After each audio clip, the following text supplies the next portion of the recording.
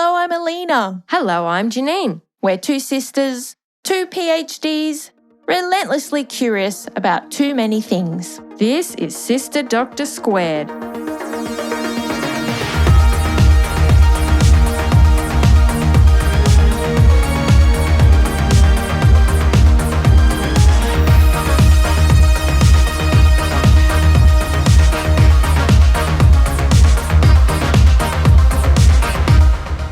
Hello everyone, welcome to episode 9 of Sister Doctor Squared. How are you doing today? I'm doing pretty good. How are you, Janine? I'm good. Good to hear you are hopefully as excited as I am about this one. This is an important one and we're also going to have a bit of fun as always. Yes, and as always, we would like to acknowledge the traditional owners of the land on which we are recording this episode and pay our respects to elders past, present and emerging. Yes, thank you, Janine. Now, today's episode, we are talking about antibiotics and antibiotic resistance. So why are we talking about this topic? Well, it's always been a bit of a bugbear of mine in the public health space. And recently, Janine, as you know, I had myself a bit of a health issue and had to see a doctor, and I was immediately offered antibiotics without any confirmation of what the issue was and without me even indicating that I had any interest in antibiotics, which I didn't. And I should say this was not my regular GP, who is fabulous. This was someone else who I had to see because I couldn't get in to see my regular GP. Yes. And I was so shocked at just the difference in approach there. And it reminded me how problematic this issue is. And so we just had to do an episode on it. Yes, you called me straight away going, guess what just happened? And yeah, we thought, okay, we need to talk about this. Oh, it was all wrong. And even just the language was, I'm going to start you on a course of antibiotics. And I thought, are you? I think I have a say in this. But that's a whole separate issue. Don't let me go off onto that tangent. So here we are, antibiotic resistance. Janine, tell us what you have been learning about. Okay, so I have found a paper which is a narrative review, so a big review consolidating lots of past research. And the title is Evidence of Antibiotic Resistance from Population-Based Studies. And it's by Giacomini and colleagues, and it was published this year in 2021. And before I get into the guts of the paper, I thought it's important, let's just take a moment to make sure everyone's on the same page when it comes to antibiotics and what is antibiotic resistance generally. So the first antibiotic was penicillin, and that was discovered by Alexander Fleming in 1928. And now this was a total game changer for humanity. Up until that time, bacterial infections had been such a significant scourge of humanity. You know, a simple skin infection could be life and death in many cases. So now, for the first time, we have an effective treatment against infection in the form of penicillin. And the penicillin was originally isolated from a group of penicillin molds, which is a type of fungus, as these organisms already had their own inherent ability to kill or slow down bacteria. So the discovery of penicillin is fascinating in itself. I'd encourage people to go and look into that if they're interested. Yeah. It really coming is from a fungus. Cool. Yeah, but so what humans have done is capitalise on that ability of that fungus to kill or slow down bacteria and isolate the compounds responsible. And that is what antibiotics are. So let's fast forward to today. So obviously we still have antibiotics. They're still incredibly important and life-saving medications, but sadly a new threat has emerged, and that is antibiotic resistance, which is the focus of what we want to talk about here. So what is this? This is a situation where bacterial organisms that are responsible for some infection stop responding to antibiotic treatment. Why? Because they have become resistant or immune to the effects of it. So how does this happen? All organisms change over time due to random evolutionary change. And this can be caused by mutation, natural selection. And what happens is that if an organism develops a beneficial mutation, this organism may survive to reproduce more than its neighbours or competitors, go on to reproduce more. So if we consider this bacteria plus antibiotic scenario, remember that bacteria are single-celled organisms, and if just one of these cells develops a mutation randomly that enables it to survive better in the face of the antibiotic, it will go on to survive more than its neighbours. And the really important thing to recognise is that bacteria reproduce incredibly quickly. So hopefully you can see that this could cause evolutionary change to occur rapidly. And in fact, we can see evolution happening in lab situations when studying bacteria and other types of organisms that reproduce very quickly. Wow. And it's important to point out that, let's say a bacteria becomes immune to a particular antibiotic. You might think, well, I'll just try a different antibiotic. But we're now getting to the point where there are what we call multi-resistant strains. And these are strains of bacteria that are starting to become immune to the whole suite of antibiotics that we have. So you may think, okay, well, we'll just go and discover some more antibiotics. But that's not going to solve the issue either, because the bacteria will still develop resistance to whatever new antibiotic is presented to them. And the rate So really you're just making the problem worse. Yes. And the rate of development of new antibiotics is quite slow. It's a slow process. So really, we need to realise that what we have now is really precious and we need to be managing it carefully. So what you're saying is the rate at which we are developing new antibiotics is much slower than the rate at which bacteria are changing into resistant strains. Yes, and even if we do get a new class of antibiotics, the bacteria will eventually evolve resistance to them anyway. Yes. So they have a finite effective lifespan, I guess. Yeah. So, and what are the implications of this? Well, if you are unlucky enough to have an antibiotic-resistant infection, you will almost certainly be in hospital for a lot longer than you would have otherwise. Simple infections can turn nasty pretty quickly, and there's a higher risk of death. So it's quite terrifying. In the paper that I'm going to cover a bit later on, they mentioned that in Europe, 33,000 people each year die from antibiotic-resistant bacterial infections. Terrifying. Yes. So in 2015, the World Health Assembly launched a global action plan to try and tackle this issue. And a quote from the paper that I wanted to read out was, antibiotic resistance could cause approximately 10 million deaths by 2050 unless global action is taken. Wow. Yeah. Okay. And the authors of the paper outlined that the costs of taking action are not cheap. It would be around $4 billion to do what is necessary, which is a lot of money. However, they've also been able to calculate the cost of not tackling the issue. And there we're looking at more like $100 trillion. Yeah, so that's an easy decision. It is. The cost benefit's pretty clear there, I think. So yes, a convincing argument why we really need to be tackling this issue. It's going to cost a lot more money and lives if we don't. So let's just do a quick recap. Bacteria will change over time, and this is totally natural. This is evolution that's occurring in all organisms. We expect this to happen. And we expect that that will be happening in the face of antibiotic exposure. However, what we are talking about here is that this resistance to the antibiotics is occurring much, much faster than what we would expect to see just naturally. And so this paper is really trying to consolidate why is it happening so much faster and what should we do about it. It is really crucial to understand that antibiotics only kill bacteria. They do not work against fungal infections. They do not work against viral infections or any other type of infection. So they absolutely will not help you if you have a virus like the common cold, which I think is a big misconception out there.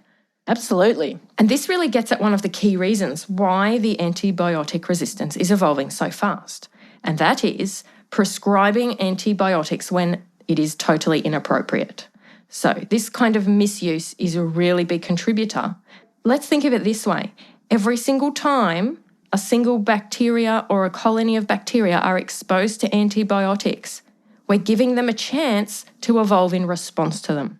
This is what people need to keep in their heads. Every time they're exposed, just giving them another potential opportunity to evolve some resistance, right? Yes. So we want to minimise the exposure whenever possible.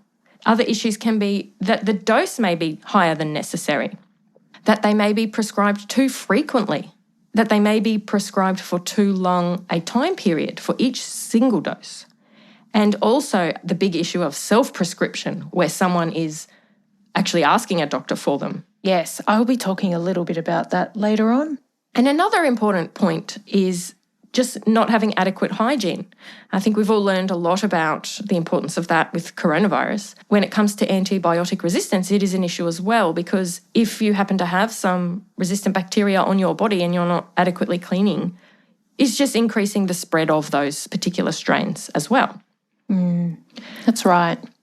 So hopefully it's clear that you can see that all of these scenarios, we're just giving the bacteria even more of a chance to evolve in response to the exposure to the antibiotics. And another issue is that diagnostic techniques can be a bit slow. So let's say you've gone to the doctor and you are obviously unwell. It would be really great if we could do some sort of test or culture to work out whether there is a bacterial issue going on or not. Yeah, and a point of care test right then and there. Yeah, and now look, that if we could get that result back really fast, that would be great. But sometimes it may take a day or two. And often the situation is that the patient is wanting to start something then and there, or the doctor is concerned and wanting them to start something then and there. So perhaps being given something and then a few days later find out, oh, actually it was a virus and you didn't need to take them. So again, we've just given that whatever bacteria were naturally in your body the chance to potentially develop more resistance. Now, there are some other contributing factors that may not be immediately obvious, and that is the meat production industry. This industry often uses antibiotics a lot to treat infections in livestock and sometimes may even be using them preventatively. So that is before the animals even have an infection. That's very problematic. It is. There's also lots of research to show that the antibiotic-resistant bacteria can make their way into the soil and the water supply. So now we're seeing that these resistant strains, we can imagine they're in healthcare settings, so hospitals, we can imagine them in aged care facilities, but also general community and even the environment and water supply. Scary. So the using antibiotics to stimulate growth of farm animals is illegal in some settings. So that's a positive step. Yes, and there's certainly a lot of work happening in this space to learn more about this and try and minimise it. So it's good to hear that those steps are being taken in some settings. But some other scary stats from the paper include that one retrospective analysis in England found that up to 53% of prescriptions for antibiotics were totally inappropriate. That's a lot. It's a lot. It's a lot. Yeah. And another study in Italy showed that around 2/3 of patients were prescribed antibiotics inappropriately. So again, very high numbers there.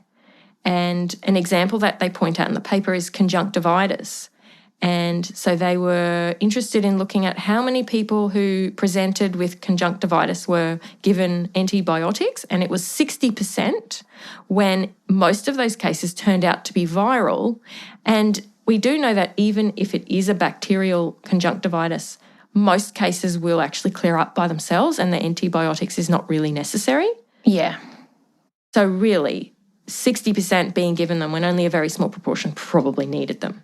And another study that was done in Jordan showed that 1/3 of antibiotic prescriptions were the result of the patient asking for them or the pharmacist requesting them. And it sounded like in some cases these can be given over the counter without a doctor's prescription.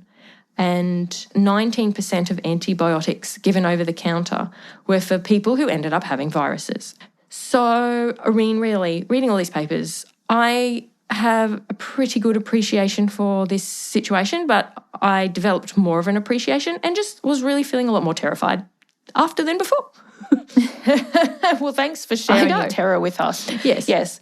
I think being in the public health space, I'm aware of this issue and I'm really pleased that we're doing this episode and hopefully getting some of that knowledge out there. Totally. And like you said, Janine, we want to stress the point that antibiotics are wonderful drugs. Yeah. We absolutely need antibiotics. They save many, many lives. It's just when you have too much of a good thing, and that's the issue here. They're being overused and there's really dire unintended consequences of that. Yes, there is an emerging strategy of what's called antibiotic de-escalation. That is a key to overcoming these issues. So what does that look like?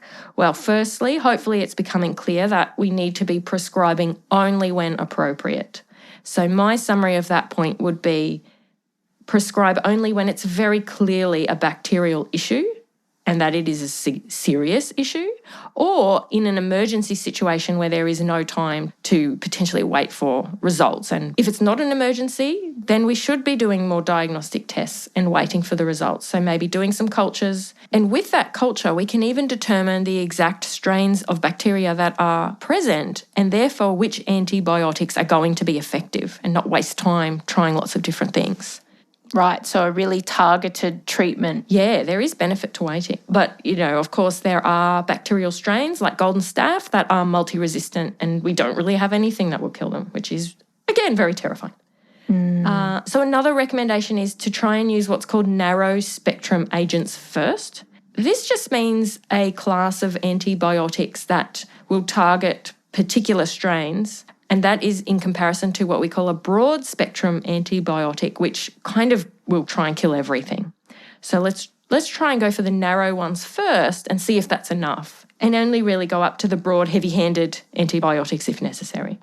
And another really interesting point is that newer studies are suggesting that shorter durations of antibiotics are probably effective in many situations. And now anyone who's had antibiotics knows when you're prescribed them, you're always told you need to completely finish this dose, even if you are feeling better. So you often might need to take them for up to 2 weeks sometimes or longer. So it's sort of a revision of that sort of idea. An example they're giving here is that in many cases when someone is to have significant surgery, they are given antibiotics preventatively. So they're given them during surgery or just as they're waking up to try and prevent any infection. And we're starting to think that's probably a really bad idea.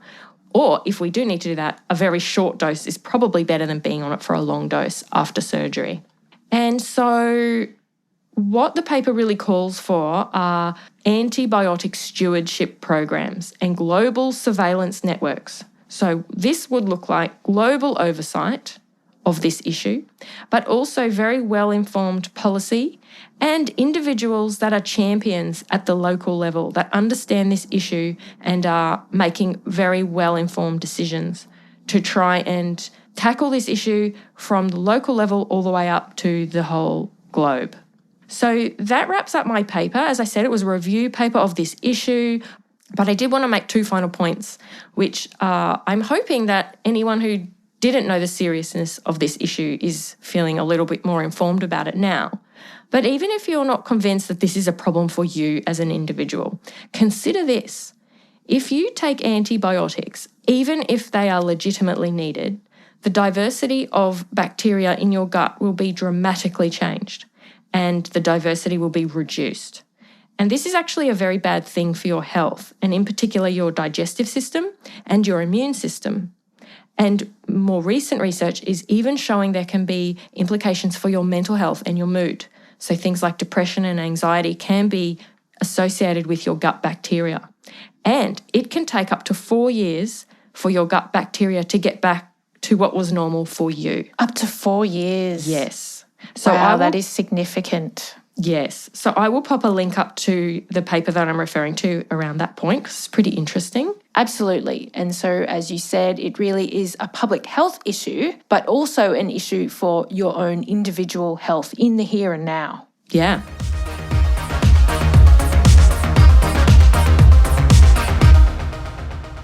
So, Aleena, what did you read about? Okay, so Janine, what do healthcare workers think when it comes to antibiotics? These are the people prescribing them, dispensing them, and sometimes administering them, so giving them to patients. Well, there was a huge survey of healthcare workers across 30 countries in Europe to look at this, and it has some really interesting findings. So this study was done in 2019 and published in early 2021. The lead author is Diane Ashiru-Oredup, who is very active in this space, and this is a really big international collaboration, as you can imagine. So they surveyed over 18,000 health professionals to look at, it's a lot of people, a lot of work, to look at their knowledge, attitudes and behaviours when it comes to antibiotics and antibiotic resistance. And the study has a fairly good representation of healthcare workers across these 30 countries and across the main healthcare worker groups that prescribe and dispense and administer antibiotics. So they had doctors, nurses, pharmacists, midwives, dentists, allied health workers, and others working in hospitals and other settings. Wow, that's great. Absolutely. Hats off to this group. So this was a fairly large survey, and I'm just going to pull out some of the findings that stood out the most to me. And if you're interested in reading more, this is an open access paper, so you can go ahead and do that. Yay for open access. So the good news is that the overwhelming majority, 96%, of the healthcare workers surveyed agreed that they knew what antibiotic resistance was. Okay, good. And 80% said that they knew enough about antibiotic resistance to use antibiotics appropriately in their practice. Mm-hmm. Now, these are the overall results, but it did vary a lot across countries and across different healthcare worker groups.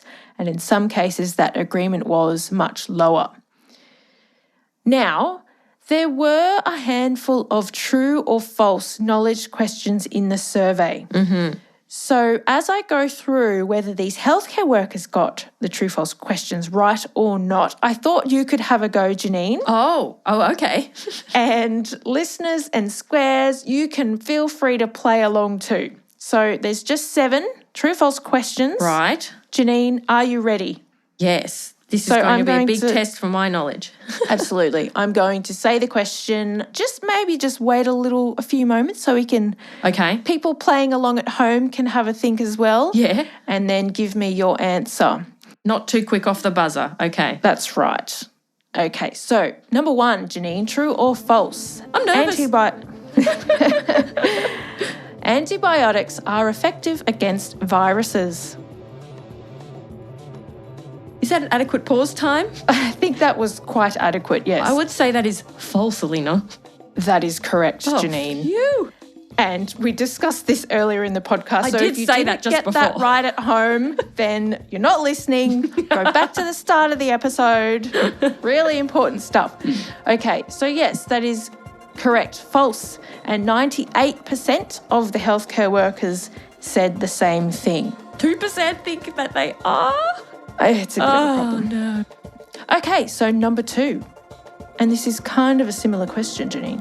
Antibiotics are effective against cold and flu. False again. Correct. And 97% also agreed with false. I want that number to be 100% though, Aleena. It should be. I think it really should be. These are healthcare workers. Okay, so yes, 97% agreed false. And as we said, antibiotics are not effective against viruses, and cold and flu are viruses. That's right. So flu is, of course, influenza, and cold, it can be different viruses, but most commonly the rhinovirus. Okay, number 3, true or false? Taking antibiotics has side effects, such as diarrhea, colitis, and allergies. That's true. That's correct. Because it's messing around with the gut bacteria. Absolutely. As for any medication, there can be side effects. And that disruption to your gut bacteria that Janine talked about is one of them potentially, which can affect your immunity and mood and etc. So true is the correct answer, and 97% of the healthcare workers said true. Okay. All right, number 4, true or false? Unnecessary use of antibiotics makes them become ineffective, i.e. they don't work. Yes, true. That's correct. That's what we've been talking about. It is a big driver of antibiotic resistance. So 94% agreed with true. Okay. All right, so the next 3 are going to get a little bit harder. Are you ready? I was starting to feel okay, but now you've made me feel nervous again. All right. Oh, no. Okay. Was that like a nocebo effect potentially? Okay, number 5, true or false? Healthy people can carry antibiotic-resistant bacteria. That would be true. Correct. Yes, of course. Anybody can. That's right. As for many infections, they can be in your system without causing any symptoms. And we call this asymptomatic infection, which is a term I'm sure everybody is very well familiar with now. And so 88% agreed with true. So interesting. Still high, but we're dropping down a little bit, that's aren't we? interesting, isn't it? Indeed. All right, number 6. Antibiotic-resistant bacteria can spread from person to person. True. That is correct. Yes, of course. Again, antibiotic resistance is a really serious problem. And 87% agreed with true. Okay. All right, last question. Every person treated with antibiotics is at an increased risk of antibiotic-resistant infection. I would say true. That is correct. Okay. Excellent work, Janine. Aleena, those questions have just made me more terrified of this problem. Well, you got all 7 correct. So now, look, how did the healthcare workers go with this last one? 75% said true. So this was the lowest proportion out of all the 7 questions. That's so fascinating. That gives a real insight into inappropriate prescriptions as well, doesn't it? It does. And so, this is why it's so important to think very carefully about whether you really need to take antibiotics. All right, so thanks for playing along with that, Janine. You did extremely well, 100% gold star. You've actually done better than a lot of the people, the healthcare workers in this study. That was equally, I was a little nervous, but it was also fun because I love trivia. Oh, she loves a quiz. So overall, how did the healthcare workers go? So as I've been through, mostly they got them right. And again, the responses varied across countries and different healthcare worker groups. Now, 58% overall got all 7 questions correct. That's not very good. I agree. And you have just got all 7 correct without actually being a healthcare worker yourself, Janine. So, yes, 58% got all 7 correct, and it was those last few questions around antibiotic resistance where they were tripped up a little bit, as we saw. Now, I pulled out some other really interesting findings from this survey. So 65% of these healthcare workers had prescribed, dispensed or given antibiotics just in the week before they did the survey. Yep. And of those, around half, 55%, gave their patients advice about careful use of antibiotics and how to look after their infections. Yeah. And only 17% gave any written information, like leaflets. Now, when I've been a patient, I certainly have never been offered any written information about antibiotics when they've been offered to me. Have you? No, never. Well, it does seem quite rare. Now, so why is this? Well, in this survey, the reasons that the healthcare workers gave was that they don't have the resources, they don't have time, or the patients they see are not interested. Okay. And I think, as you talked about, Janine, a lot of patients do just want antibiotics. Yeah. There's not enough public awareness about when they're appropriate to use and whether they're likely to be helpful. So some patients have an expectation of antibiotics, and I'll talk a little bit more on that in a moment. Now, this was really interesting. So when looking at just those who were prescribers of medicines, which was about 6,500 of the survey respondents, 90% agreed that they played a key role in controlling antibiotic resistance and that they thought about antibiotic resistance when caring for their patients. Okay. Good. But still, almost a third said that they would have preferred not to have prescribed an antibiotic at least once in the week before they did the survey, but they did so anyway. Really? Why was this? Well, the most common reason was fear that the patient's condition might get worse without antibiotics. Other reasons included that they weren't sure what the diagnosis was. So as we've been talking about, we know it's probably an infection, but what type of an infection? Maybe it could be bacterial. Another reason was that they felt they didn't have time to explain to patients why antibiotics wouldn't be the best course of action. So this time factor coming up again. Oh, okay. So they thought it's not appropriate, but I don't really have time to explain that, so I'll just placate the patient by giving them the prescription. Yeah, and I guess mixed in probably with that fear of, well, it could be a bacterial infection, they might get worse. Yeah. And another reason was that they wanted to preserve their relationship with the patient. So again, as I said, some patients have an expectation that they will get medicine, they will get something to help them, and they won't be satisfied with their care if they don't get this. So this could be contributing in some cases.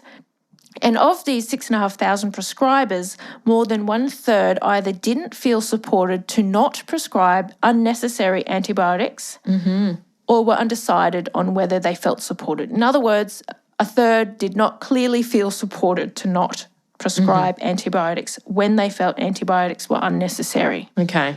So that's really interesting. Yeah, it's really important to get this insight, isn't it? Absolutely. So as I said, they're the findings that really stood out to me, and I think it really highlights that in terms of their healthcare workers' knowledge, while it's not perfect, overall their knowledge of antibiotics and the use of antibiotics was pretty good. Yeah. There's variation, but in general it's pretty good. Maybe there's a need for a bit more knowledge about antibiotic resistance. Yeah. But they're generally aware of the threat of antibiotic resistance. But knowledge isn't enough to change behaviour. And there are other ways in which healthcare workers need to be supported to stop using antibiotics when it's not necessary, like having the time and resources to have those conversations and more public awareness, as I said, because really we all have a role to play in this. Patients, health services, governments and healthcare workers. And just very quickly, one strategy that they mention in this paper to help with this problem and something that does reduce antibiotic use is a delayed prescription. So this is where, say your GP gives you a prescription for antibiotics, but they ask you not to start actually taking them until a certain, say, number of days, or if you don't improve or unless you get sicker. Yeah. So it's a wait and see approach. But patients who really want antibiotics still feel satisfied that they have their prescription in their back pocket. That's good. And the authors talk about the UK's Antibiotic Guardian campaign. And in that, the doctors are encouraged to make pledges. One of these pledges is, the next time I'm thinking about prescribing antibiotics for an infection that's probably going to go away on its own, and the patient is adamant that they want antibiotics, then I will use this delayed prescription. Right. Yeah, so that's one strategy, and I guess the general community needs to be receptive to that though, and that's where, like I said, more public awareness about the dangers of unnecessary antibiotic use is really important. And so I hope that we've done a little bit of that in this episode.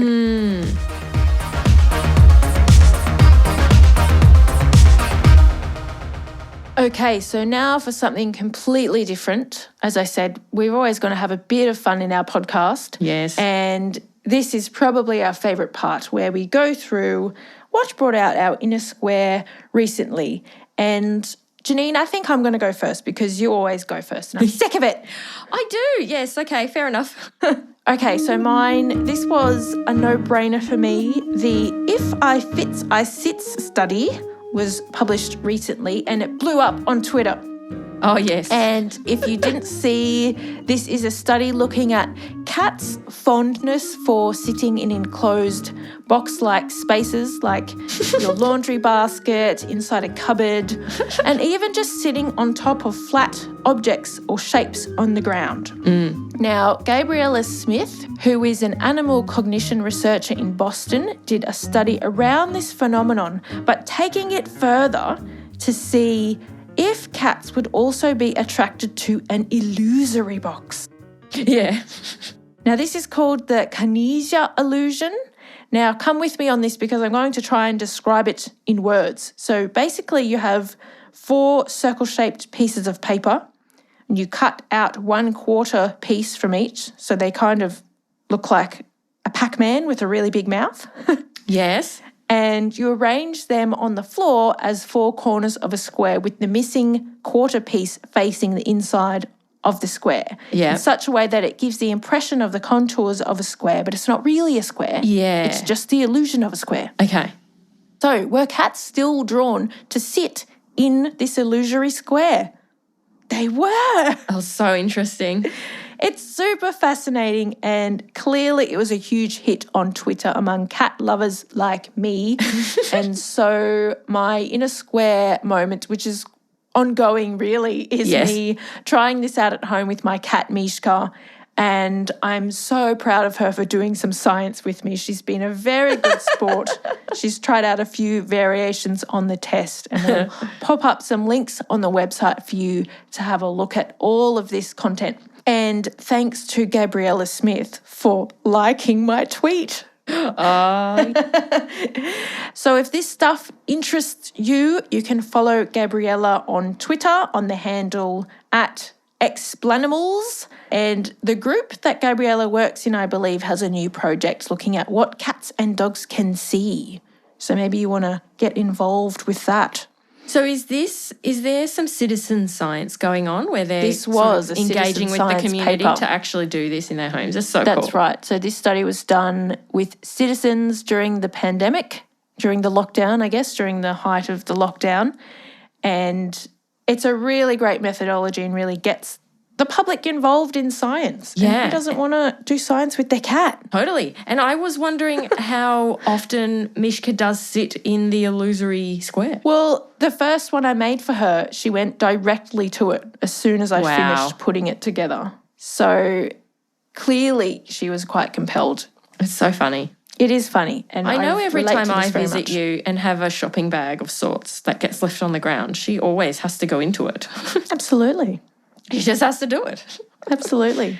Oh, it's so funny. I'm not sure if I'm proud or embarrassed to say that the tweet of Mishka sitting in a square is our most popular tweet on Twitter from the Sister Dr. Squared account. Nothing to do with our podcast, but very important for science That's and right. squares the world over. Very good. Absolutely. All right. So, Janine, can you top that? I don't know. So, well, look, I want to talk about the kiwi fruit pirate. Kiwi fruit pirate. Did you see this story, Aleena? Do you know what I'm talking about? No. Okay. So this was a news story recently on ABC in Australia that, of course, piqued my interest. So a little bit of backstory before I explain what Of course, kiwi there's always fruit... a backstory. I need to have my appropriate preamble time. So the kiwi fruit originally evolved in China, and they were known originally as gooseberries, right? Okay. And at some point, they made their way to New Zealand, where they held some sort of poll and decided to name them after their animal mascot, the kiwi, the little bird, the kiwi, right? So that's why they're called kiwi fruit, which I didn't know until I started No, I didn't know getting that my either. square Thank on. you very much. Okay, so then New Zealand developed the golden variety of kiwi. So there's the green version, or then there's this gold version. Do you have a preference, Aleena? They're both good, but I think the golden ones are really pretty. I like them both, but I actually tend to prefer the green. But anyway, that's a tangent. Okay, traditionalist. So now, look, this news story was about a man from China who has gotten his hands on some of the golden kiwi cuttings from New Zealand and taken them back to China, where he has been accused of cultivating counterfeit plants. Because Zespri is the company that technically owns the rights to the golden kiwi. Oh, gosh. I am not joking. It literally said they hired private investigators to go to China and check out the kiwi orchard. And this guy, the kiwi fruit pirate, has been found guilty of taking these cuttings and has had to pay $15 million in damages, which he is currently appealing. But there are already 5,000 or more than 5,000 hectares of golden kiwis growing in China already because he's been selling it to all these people. And so, I mean, of course, this brought out my inner square. There's so many facets to this story. And so you read about this for a few hours, didn't you? I did. So obviously I've done a deep dive into the history of the kiwi fruit. That's how I now know why they're called kiwi fruit. I even found an article from Time magazine, I'll pop it up on the website, that said there is really no definitive record of how this fruit got to New Zealand initially. The consensus in New Zealand history books is that a New Zealand principal brought them back from China in 1904. And when they held the poll, there was one idea was to call them melinettes, which just sounds so wrong now that they're just kiwi fruit, right? But anyway. I can't relate to that. But so I just had so many questions and very few of them have been answered. So one of my questions is, isn't New Zealand the original pirate because it originally was from China? That's my first question. My second question is, I just started thinking, hang on, I have a lot of random plants that will pop up in my compost heap. And if a golden kiwi grew in my compost heap, am I a kiwi pirate too? You asked the hard questions. I mean, I would hope I'm not going to be sued if I'm not think trying you need to stop and take a good, long, hard look at yourself. Well, surely if it's unintentional and I'm not involved in some sort of commercial enterprise, I'm not going to be sued by Zespri. I don't know. Do we have any listeners who are into fruit law? Well, look, this is what I tried to look up. The search terms I was using was intellectual property and fruit. And look, I found some interesting things, but I didn't find a definitive answer to if something was to grow in my yard because of an unintentional reason, could I potentially get in any trouble if some other random company happens to own the rights to that particular variety? But you're not cultivating it and then selling it on and making an income from it. But, that could happen in future through someone. I don't know. So many questions, Aleena, so many questions. Well, if anyone has any insight, please feel free to get in touch. And Janine, in the meantime, you can continue to take a good long hard look at yourself about how you manage your fruit waste and the unintended consequences of it.